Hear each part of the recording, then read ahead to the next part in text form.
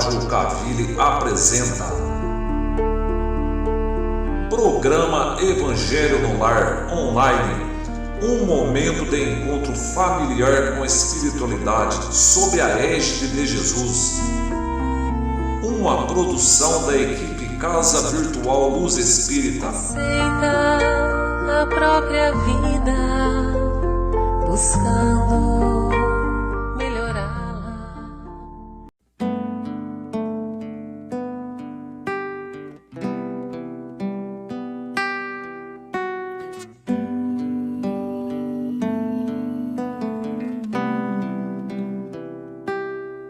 Nesse instante, vamos unindo nossos corações, entrelaçando nossas auras, esquecendo dos problemas da semana.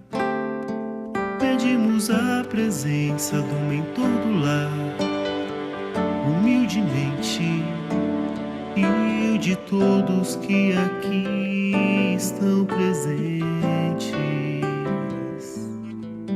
E assim, nos ligando mentalmente com as correntes de higienização que vão recolhendo e tirando formas e pensamentos e vão instaurando uma rede magnética. De negativo será levado para as colônias de tratamento, e tudo de negativo será levado para as colônias de tratamento. E assim vamos sentindo nossa casa toda limpa e purificada, e que nos acompanhe neste Evangelho Ricardo e Ismael. Dos anjos guardiões eu vou até Maria, encontro com o seu filho fiel, e a Jesus eu peço que nos leve ao nosso Pai maior. Eu agradeço e quero que permita a ser o Evangelho só do amor. E assim seremos o seu Evangelho. E assim seremos o seu Evangelho. Vibrem pro pai e pra mãe, vibrem pro lar mais gentil, vibrem aos nossos irmãos e para o nosso Brasil, vibrem pro enfermo e pro são, vibrem o amor fraternal, vibrem por cada nação e pela paz mundial. Vibrem pro pai e pra mãe, vibrem pro lar mais gentil, vibrem aos nossos irmãos e para o nosso Brasil, vibrem pro enfermo e pro são, vibrem o amor fraternal, vibrem por cada nação e pela paz mundial. Vibrem pro pai e pra mãe, vibrem pro lar mais gentil, vibrem aos nossos irmãos e para o nosso Brasil, vibrem pro enfermo e pro são, vibrem o amor fraternal, vibrem por cada nação e pela paz mundial. E assim seremos o seu Evangelho. Graças a Deus.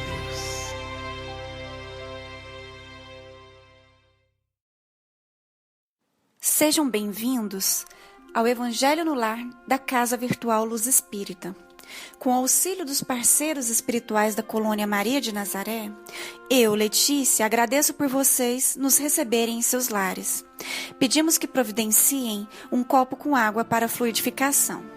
Vamos iniciar com a oração que Jesus nos ensinou. Pai nosso que estás nos céus, na terra e em todos os mundos espirituais, santificado e bendito seja sempre o teu nome. Mesmo quando o sofrimento ferir o nosso coração, bendito sejas. O pão nosso de cada dia dá-nos hoje, Pai. Dá-nos o pão que revigora as forças físicas, mas dá-nos também o pão para o espírito. Perdoa as nossas dívidas, mas ensina-nos antes a merecer a tua misericórdia, perdoando aqueles que nos ofendem. Que possamos perdoá-los, não com os lábios, e sim com o coração. Afasta do nosso caminho todo sentimento contrário à caridade, e que sejas sempre generoso, Pai, para com todos os espíritos encarnados e desencarnados que sofrem. Que as tuas bênçãos, Senhor, alcancem os cárceres, os hospícios, os hospitais. Que a tua luz abrace a todos que neste momento chegam ao mundo espiritual, e que teu amparo vá a todos que precisam enfrentar o luto. Que teu amor alcance os que sofrem a fome e a dor, e até aqueles que são obrigados, em seus trabalhos diários, a encarar o perigo para bem servirem. Que tua sabedoria toque os dirigentes das nações, a fim de que promovam a paz, e que envolva também a todos nós, Senhor, a fim de que entendamos que as dificuldades têm um propósito maior. Pai, tem piedade dos órfãos e viúvas, e também daqueles que até esta hora não tiveram sequer um pedaço de pão. Dá-lhes apoio e fé. Que a paz e a harmonia do bem fiquem entre nós e estejam com todos. Assim seja. O tema de hoje se encontra no capítulo 1, item 1 do Evangelho segundo o Espiritismo, e se refere à passagem do Evangelho segundo Mateus, capítulo 5, versículos 17 e 18. Passemos à leitura. Não penseis que vim destruir a lei ou os profetas. Não vim destruir, mas cumprir. Pois em verdade vos digo, até que passem o céu e a terra, não passará um iota ou traço da lei, até que tudo se realize. Bem, minhas irmãs, meus irmãos, essas palavras de Jesus que acabamos de ler aqui se inserem num contexto específico de análise, que é o das revelações da lei divina que foram sendo feitas à humanidade ao longo do tempo, ao longo da nossa história. E o nosso objetivo hoje aqui é justamente entender melhor o que seria cada uma dessas revelações e também enfatizar aquela que está em curso atualmente no nosso planeta. Inicialmente, nós precisamos entender o que é uma revelação. Esse vocábulo vem do latim revelare, que significa, em suma, retirar o véu. Ou seja, significa mostrar algo que estava oculto, escondido sob o véu da ignorância. É assim que Kardec, ali no livro A Gênese, que aliás é um dos 5 livros da codificação, é assim que o codificador nos explica o que vem a ser uma revelação. E ele acrescenta dizendo o seguinte: em sua acepção vulgar, mais genérica, essa palavra, ou seja, a palavra revelação, se emprega a respeito de qualquer coisa ignota que é divulgada, de qualquer ideia nova que nos põe ao corrente do que não sabíamos.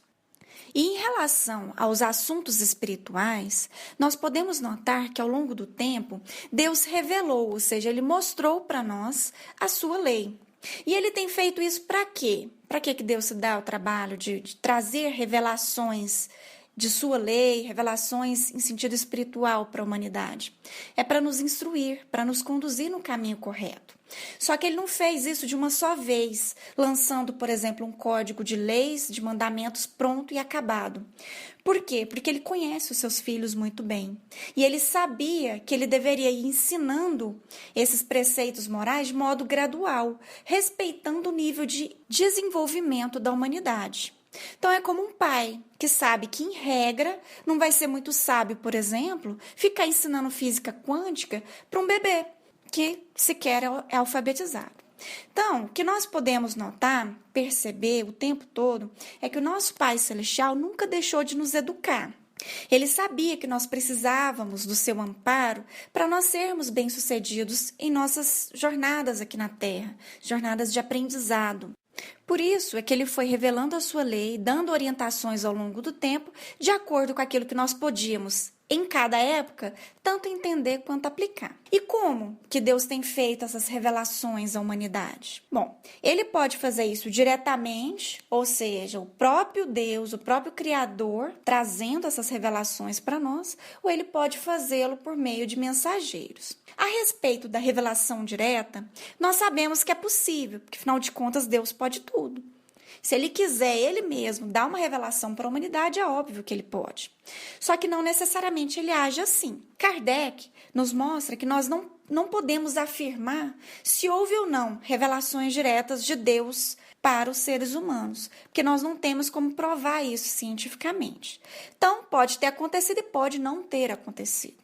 Contudo, o codificador nos mostra que comumente, o que é mais comum a gente observar? É a revelação divina sendo feita por mensageiros, encarnados e ou desencarnados. Então, essa é a forma mais comum de revelação. E aí, acerca disso, Kardec nos explica, ele faz o seguinte comentário ali no livro A Gênese. O que não padece dúvida é que os espíritos mais próximos de Deus pela perfeição se imbuem do seu pensamento e podem transmiti-lo. Quanto aos reveladores encarnados, podem tirar dos seus próprios conhecimentos as instruções que ministram ou recebê-las de espíritos mais elevados. Então, nós podemos observar aqui que Deus tem se valido de espíritos mais evoluídos para transmitir as suas mensagens.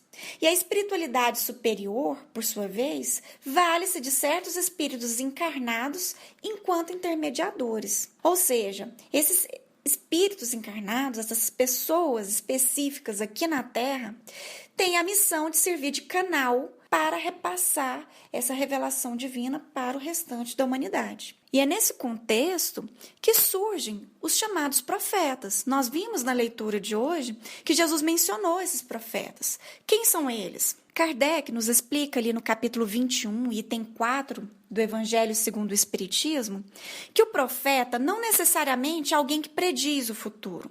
Essa expressão é utilizada por Jesus nos evangelhos para designar toda pessoa que tem algum tipo de missão de instruir as pessoas a trazer uma revelação divina.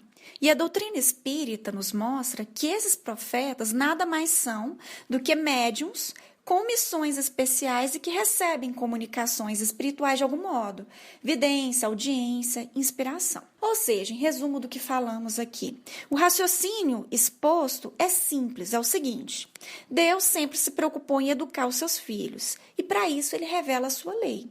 E ao longo do tempo, para fazer essas revelações, tem manejado espíritos superiores, os quais transmitem as mensagens divinas a determinados profetas, ou seja, médiuns especificamente imbuídos da missão de trazer uma revelação espiritual, sendo, portanto, o canal para propagar essa revelação divina para o restante da humanidade. Feitas essas considerações iniciais sobre as revelações dos profetas, nós temos condições de avançar para o segundo ponto das nossas reflexões. Jesus, na leitura de hoje, quando mencionou a lei e os profetas, ele estava fazendo referência à primeira revelação, e é sobre ela que nós vamos tratar agora. Essa primeira revelação ocorreu ainda na infância da humanidade, há muito tempo, há muitos séculos antes da vinda de Cristo como encarnado. E o profeta escolhido para ajudar, para auxiliar nessa primeira etapa foi Moisés. Mas é importante ressaltar que a lei mosaica contém mais de 600 mandamentos. Porém, não é toda ela, não são todos esses 600 mandamentos que consistem a primeira revelação. Disso tudo, dessa totalidade, apenas os famosos 10 mandamentos é que constituem realmente a lei divina. Sobre esse aspecto, é útil recordar os seguintes dizeres de Kardec no Evangelho segundo o Espiritismo. Notem só o que ele nos diz. Na lei mosaica, há duas partes distintas, a lei de Deus, promulgada no Monte Sinai, e a lei civil ou disciplinar, decretada por Moisés. Uma invariável, a outra apropriada aos costumes e ao caráter do povo, e se modifica com o tempo. A lei de Deus, notem só a conclusão a que Kardec chega, está formulada nos 10 mandamentos. Então, nós podemos nos perguntar diante disso, e quais são esses 10 mandamentos? Eles se encontram no livro bíblico de Êxodo, no capítulo 20, e contém, por exemplo, alguns mandamentos bastante conhecidos, como, por exemplo, não cometer idolatria, honrar pai e mãe, não matar, não cometer adultério, e daí por diante. Jesus resumiu essa lei divina da primeira revelação, ou seja, esses 10 mandamentos, no seguinte: amar a Deus sobre todas as coisas e ao próximo como a si mesmo. Isso nós podemos ler ali no Evangelho segundo Marcos, capítulo 12, versículos 28 a 31. Então, basicamente, a primeira revelação se resume a isso, a lei do amor.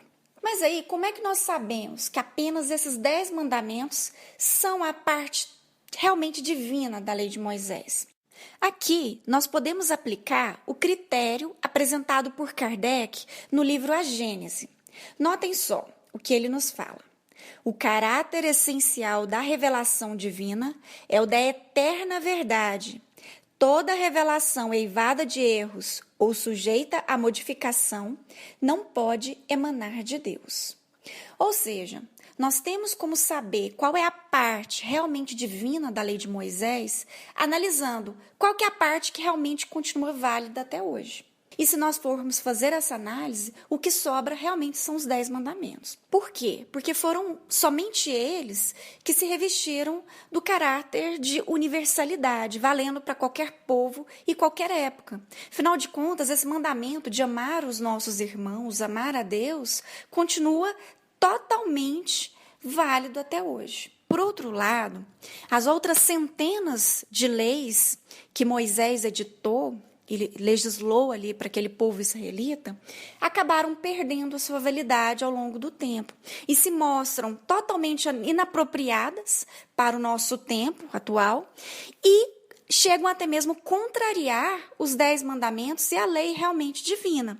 Um exemplo disso é aquilo que nós podemos ler ali em Levítico capítulo 20, que contém a regra segundo a qual o adúltero e a adúltera deveriam ser apedrejados e mortos.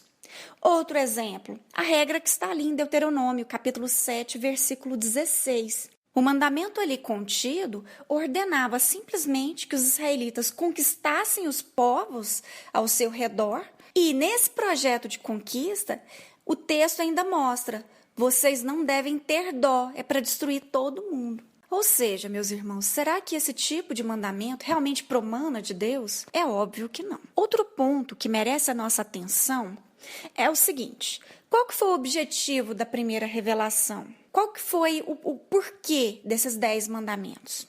A principal finalidade nessa primeira etapa foi propagar o monoteísmo, ensinando que existe apenas um Deus, apenas uma divindade, apenas um Criador que criou todo o universo.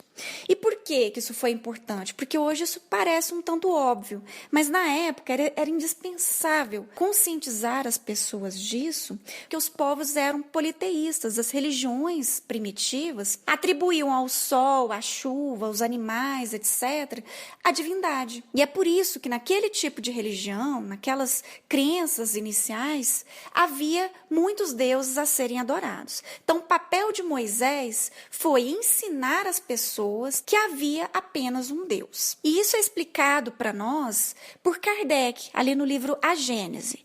Notem só o que ele nos diz. Moisés, como profeta, revelou aos homens a existência de um Deus único, soberano Senhor e Criador de todas as coisas. Promulgou a lei do Sinai e lançou as bases da verdadeira fé. Então aqui vem o codificador apontando para nós que essa primeira revelação foi indispensável. Por quê? Porque ela lançou a base para os ensinamentos que seriam dados posteriormente. Visto isso, nós podemos agora passar ao terceiro ponto das nossas análises, que é justamente a segunda revelação. Nós vimos a primeira, agora vamos abordar um pouquinho essa segunda. Note-se que ela ocorreu por meio de um enviado muito especial. Não foi qualquer profeta, porque foi o próprio Jesus Cristo. E qual foi o objetivo dessa segunda revelação? Jesus veio à Terra para revelar um pouco mais dessa lei divina e corrigir alguns pontos de vista que estavam em vigor naquela época. O Cristo, portanto, intentou fazer um apanhado geral, uma filtragem, combater os excessos do judaísmo e enfatizar o que realmente importava. E, em essência, o que nós podemos observar é que Jesus construiu a segunda revelação a partir da primeira, tendo como base os 10 mandamentos que se resumiam ao amor. E o papel dele, o objetivo dele, foi ampliar essa primeira revelação, mostrando o seu real alcance. E é por isso que nós vimos na leitura de hoje o mestre dizendo para nós: eu não vim destruir a lei, mas sim cumpri-la. Por que isso? Porque o Cristo em nada contradisse a parte da lei mosaica que era realmente divina. Pelo contrário, ele veio para cumprir e ampliar, explicar o que ela realmente significava. Sobre esse ponto, Kardec diz o seguinte no Evangelho segundo o Espiritismo: Jesus não veio destruir a lei, isto é, a lei de Deus. Veio cumpri-la, isto é, desenvolvê-la, dar-lhe o verdadeiro sentido e adaptá-la ao grau de adiantamento dos homens. E outro aspecto que merece bastante relevo aqui é o que Jesus quis dizer quando falou, na leitura de hoje, que nenhum iota ou traço da lei deixariam de ser cumpridos. Iota, aqui, é uma das letras do alfabeto grego. É como se Jesus estivesse dizendo: olha, nenhuma letra, nenhum i, nenhuma vírgula, nenhum traço dessa lei vai deixar de ser concretizado. Só que aqui, o que nós temos que ter em mente é que Jesus não estava se referindo a todo o compêndio ali das mais de 600 leis mosaicas. Ele estava se referindo, e aqui nós destacamos novamente, à lei realmente divina, aquela parte da lei mosaica que de fato emanava de Deus. Ou seja, estava se referindo aos 10 mandamentos. Em outras palavras, Jesus estava mostrando a importância de que aquela lei realmente divina fosse cumprida integralmente e em toda a terra. E como que Jesus conseguiu cumprir o objetivo dele, que era mostrar o real alcance da primeira revelação e ampliá-la? Foi por meio, sem dúvida alguma, da exemplificação, já que toda a vida dele consistiu em vivenciar, colocar em prática o amor. E outro grande objetivo do nosso mestre foi nos dar uma noção da vida espiritual. E essa foi uma inovação, foi um acréscimo que Jesus fez à primeira revelação, porque Moisés praticamente não tocou nesse assunto. E não foi à toa que Jesus, em inúmeras passagens, faz referência à tal da salvação, à vida eterna. É porque justamente ele queria dar esse passo inicial rumo a essa discussão sobre a vida futura. Mas o que mais Jesus destacou nos seus ensinamentos, sem dúvidas, foi as qualidades, os reais atributos da divindade. Por que isso? Porque até então, as pessoas na época ali, os judeus, eles viam a Deus, a divindade, de uma maneira. E era uma maneira um tanto equivocada, um tanto até mesmo materialista. Então, Cristo, por meio dos seus ensinamentos e do seu modo de vida, fez um grande empenho para corrigir esse ponto de vista, essa perspectiva. E sobre esse aspecto, Kardec tece alguns comentários bastante esclarecedores ali no livro A Gênese. Notem só o que ele nos diz. O Cristo, tomando da antiga lei o que é eterno e divino e rejeitando o que era transitório, puramente disciplinar e de concepção humana, acrescentou a revelação da vida futura, de que Moisés não falara. E aí ele acrescenta: a parte mais importante da revelação do Cristo, no sentido da fonte primária, de pedra angular de toda a sua doutrina, olhem só o destaque, é o ponto de vista inteiramente novo sob que considera ele a divindade. Então, o ponto central dos ensinamentos de Jesus foi justamente retificar aquela perspectiva equivocada que os israelitas da época tinham sobre Deus. Por exemplo, na época de Moisés, Deus foi apresentado como um Deus vingativo, uma divindade ciumenta, vingativa, mesquinha. Jesus veio e corrigiu isso e mostrou que Deus é, na verdade, clemente, justo, amoroso. Para o Israel antigo, a divindade era um general. E aí vem Jesus mostrando que Deus, na verdade, era um pai, não um general que queria ser temido, mas um pai que queria ser amado por seus filhos. Outra questão. Os judeus viam Deus como um comandante implacável de guerra e que prometia, caso fosse obedecido, temido e obedecido, prometia recompensas puramente materiais, como, por exemplo, a conquista de uma terra boa, com fartura de alimentos, riquezas, domínio sobre os demais povos, destruição dos inimigos. E aí vem o Cristo e mostra, olha, realmente nós temos uma recompensa por observar a lei divina, mas essa recompensa é espiritual, é a recompensa de conquista de si mesmo, de evolução enquanto espírito eterno. Enquanto que os judeus da época de Jesus conheciam um Deus que mandava matar, conquistar sem dó, destruir, não importando se era mulher, se era criança, era simplesmente para dizimar os povos ao redor, vem Jesus mostrando que aquele Deus criador, na verdade, era um pai que tinha como essência de sua lei o amor a quem? Aos inimigos. E tendo como fundamento dessa lei justamente o que? O perdão das ofensas. Olhem só a diferença, tanto que uma coisa se opõe à outra. Por outro lado também, mais um exemplo, nós vemos Moisés apresentando um Deus que se apega ao culto exterior, que se apega a exageros de formalidade no exercício desse culto. E aí vem Jesus nos mostrando que para Deus o que importa não é esse culto exterior, essas formalidades, mas sim a substância do ato, a intimidade, aquilo que começa já no pensamento, perpassando os sentimentos e norteando todo o comportamento da pessoa. Então, essa foi a tônica dos ensinamentos de Jesus, esse foi o principal objetivo da segunda revelação.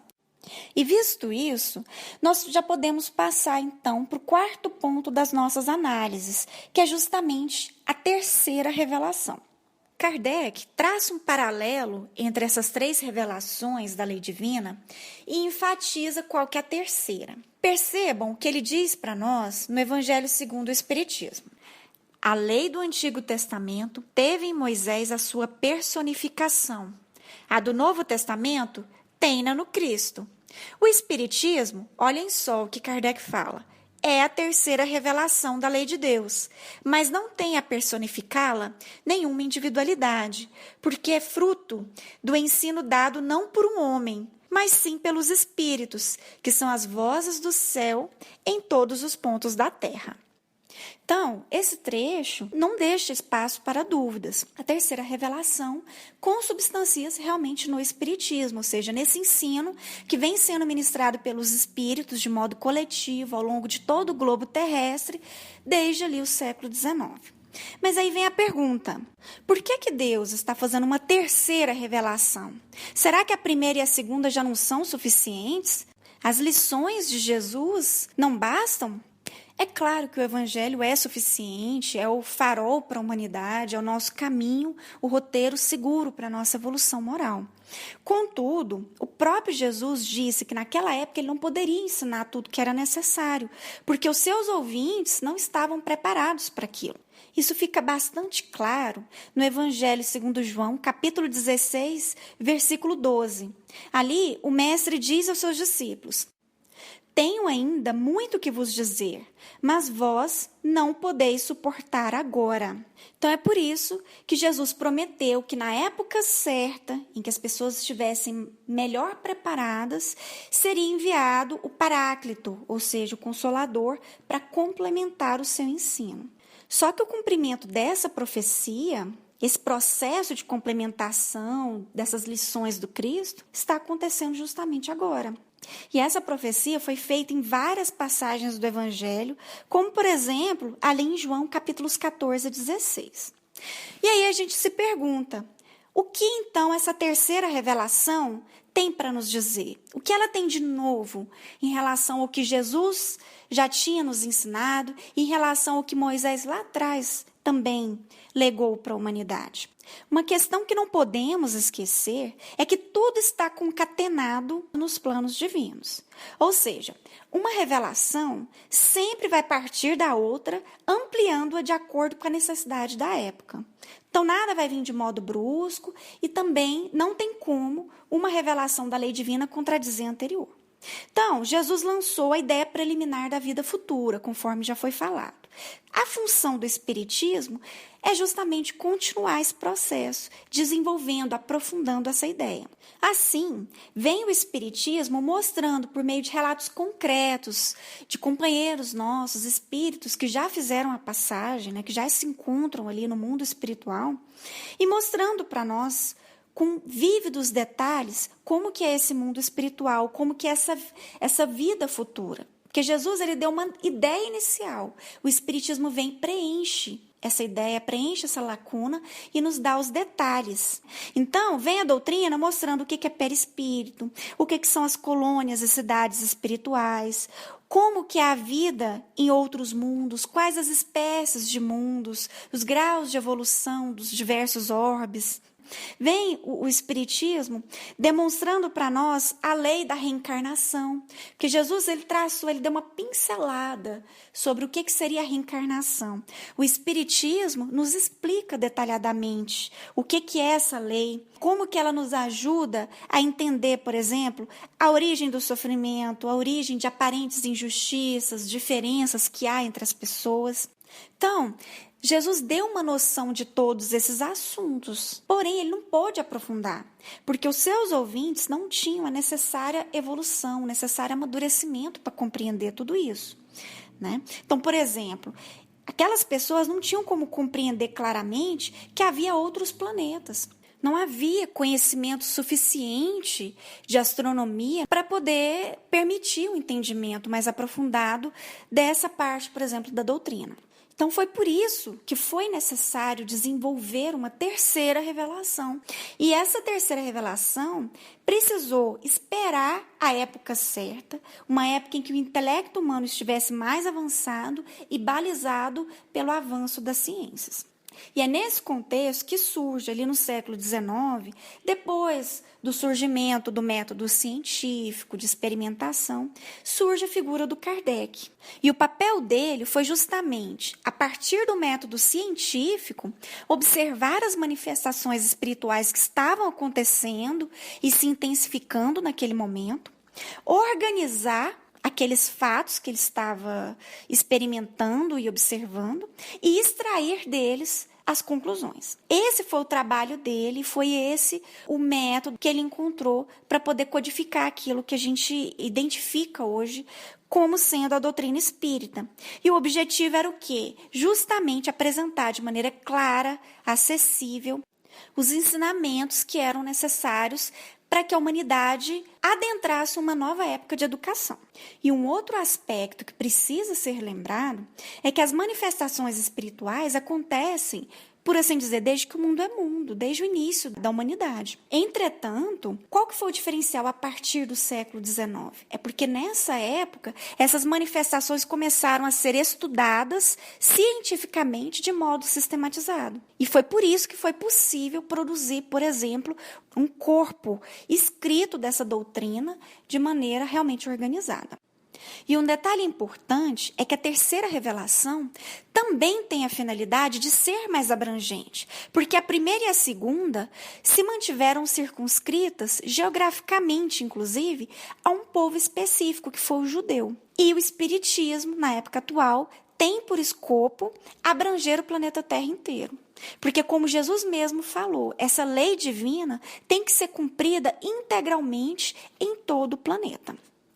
Diante de tudo isso que nós já vimos aqui, podemos passar para o quinto e último ponto das nossas reflexões, que se consubstancia justamente em responder qual deve ser o papel do espírita perante a terceira revelação. O autor espiritual André Luiz conversa conosco a esse respeito ali no livro Vivendo o Evangelho. Notem só o que ele diz. O espírita assume com a consciência a responsabilidade de ser fiel aos princípios que abraça. O espiritismo é bênção do alto, revivendo o evangelho de Jesus.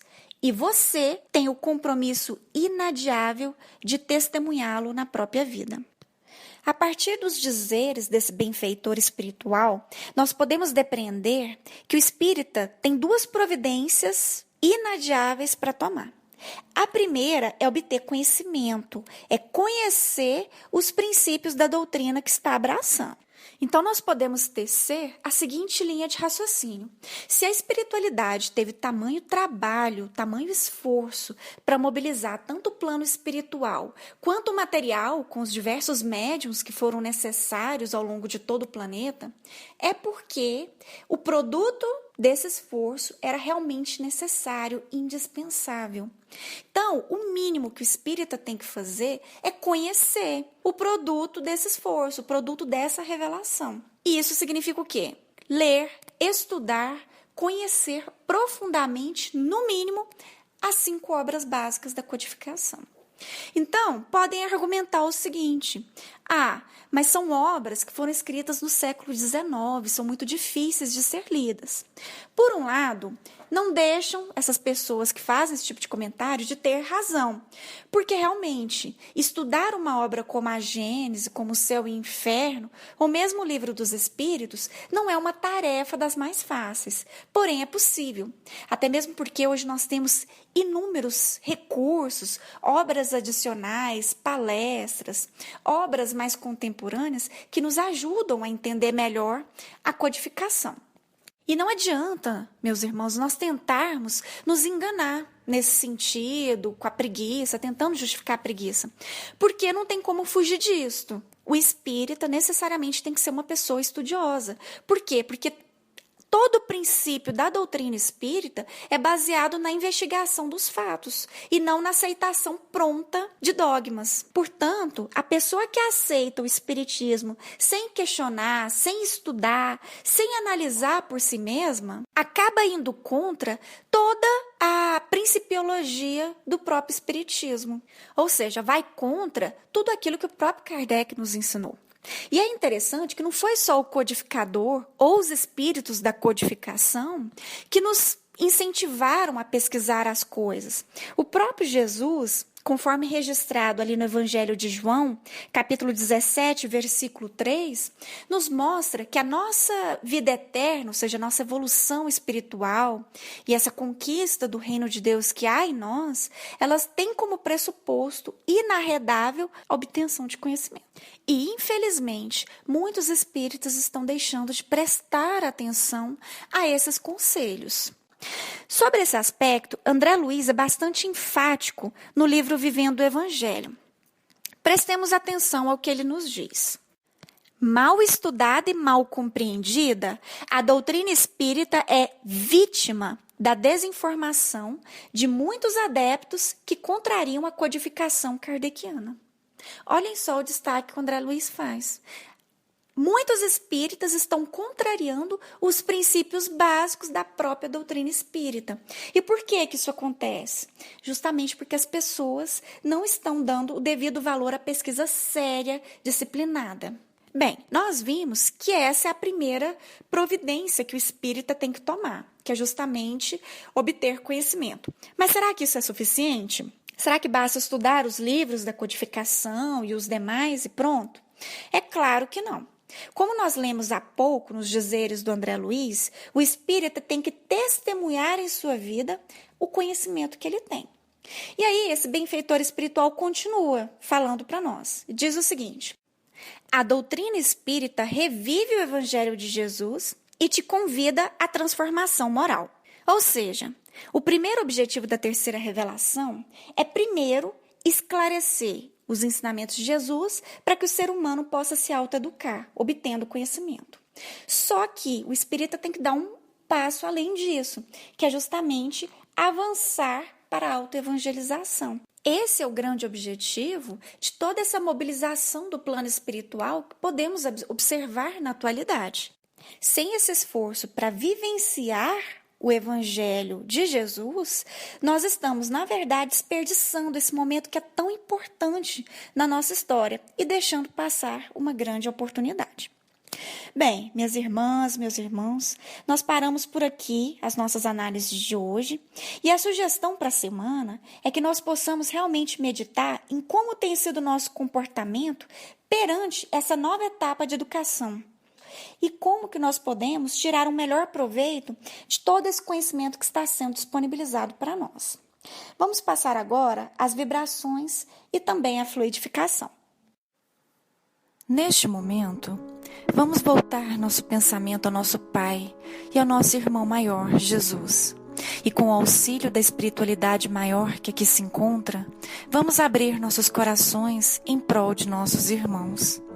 Vamos vibrar por todos que, de uma forma ou outra, conectaram-se nesta rede de luz e oração em busca de auxílio.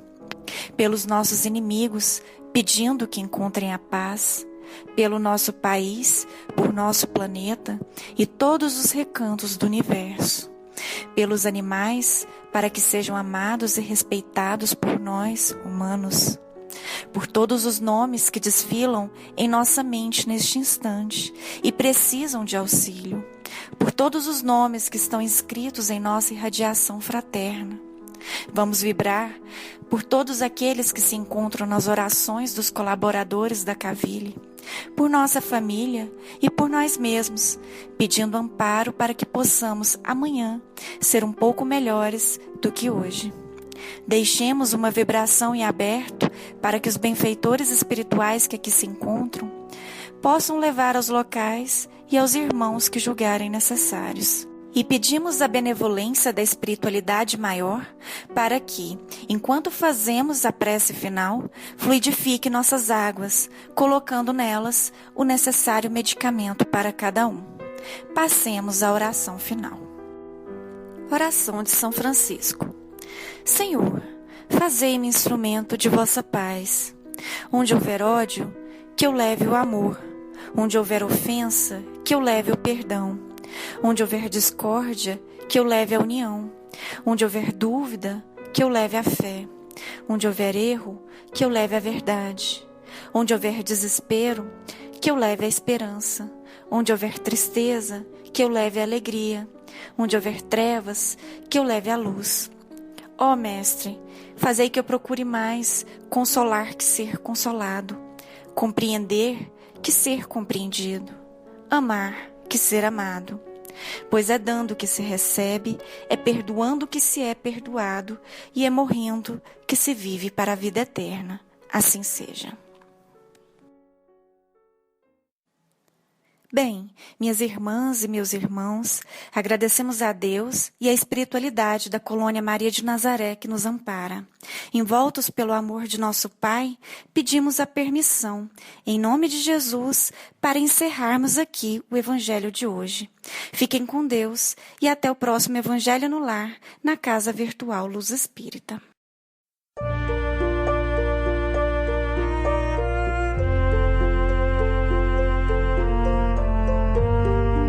A Rádio Cavile apresentou Programa Evangelho no Lar Online, uma produção da equipe Casa Virtual Luz Espírita. Acesse www.cavile.com.br. Aceita a própria vida, buscando melhorá-la. Abraça os que te cercam, doando-lhes auxílio. Se a provação chega,